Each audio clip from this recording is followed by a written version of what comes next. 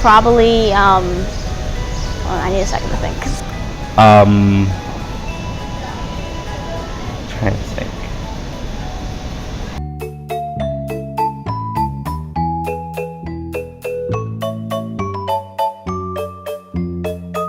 Definitely a hand vacuum. Even if you try and be as clean as you can, your floor will get kind of dirty, and it's not fun borrowing all the time for everyone. So having some of your own resources is a bit of an investment, but definitely worth it.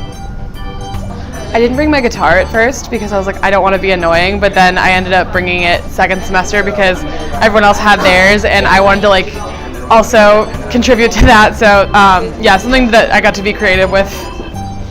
I wish I would have brought familiar things from home to make my room more from where I'm from.